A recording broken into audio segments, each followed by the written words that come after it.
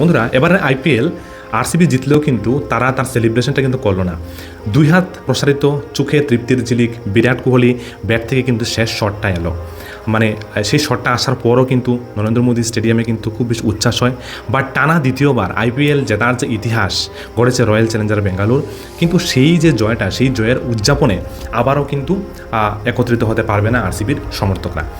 Franchise যারা রয়েছেন তাদের সিদ্ধান্ত নেওয়া হয়েছে যে এবার কোনো ধরনের বিজয় উৎসব করা হবে না।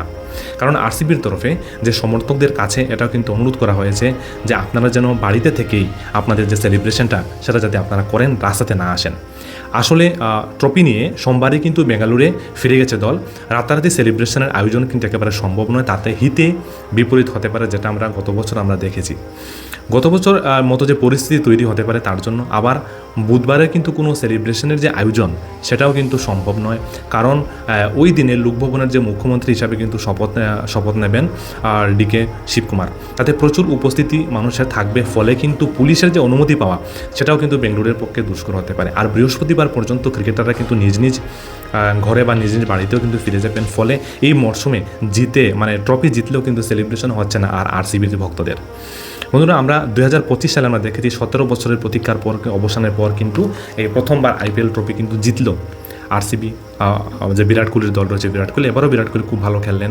এর পরদিন কিন্তু বেঙ্গালুরে ফিরে কোহলি অ্যান্ড তার যে সবাই ফিরে কিন্তু পুলিশের অনুমতি না মেলায় সেদিনও কিন্তু হুড খুলে বাসে সেলিব্রেশনের যে আয়োজন সেটা কিন্তু বাতিল হয়ে যায় এবং সেদিন চিন্নাস্বামীতে বিশেষ অনুষ্ঠানের কিন্তু আয়োজন কিন্তু করা হয়েছিল।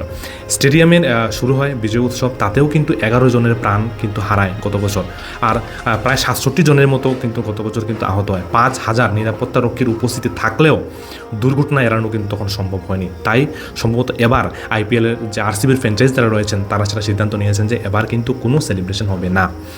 আরসিবি দুইবারের মতো চ্যাম্পিয়ন হলো। একটা দল টিম গঠন করার পর ধীরে ধীরে টিমটা যখন ভালো হয় তখন কিন্তু ট্রফি জিতে। 17 বছর পর কিন্তু গতবার জিতলো, আর এবার দেখো একেবারে রাতারাতি গত বছর ট্রফি জিতলো, এবারও কিন্তু আরসিবি জিতলো। গুজরাট টাইটান বলবো যে ফাইনালে ওঠার পরে স্বপ্নটা কিন্তু বন্ধুরা পূর্ণ হলো না। তবে আরসিবির দর্শকদের জন্য বলবো, আরসিবির ফ্যান কিন্তু অনেক রয়েছেন, বাট গত বছরের যে অবস্থাটা হয়েছে যার জন্য কিন্তু এবার সেলিব্রেশন কিন্তু আরসিবি একেবারে করছে না। বন্ধুরা, সামনেই আফগানিস্তানের সাথে টেস্ট ম্যাচ ভারতের শুরু হতে যাচ্ছে, আর এই টেস্ট ম্যাচের প্রত্যেকটা আপডেট আমি দেওয়ার চেষ্টা করব। আশা করি ভারত সেখানে গিয়ে ভালো খেলবে আফগানিস্তানের সাথে। তো ভিডিও ভালো লাগছে এবং ফলো করবো।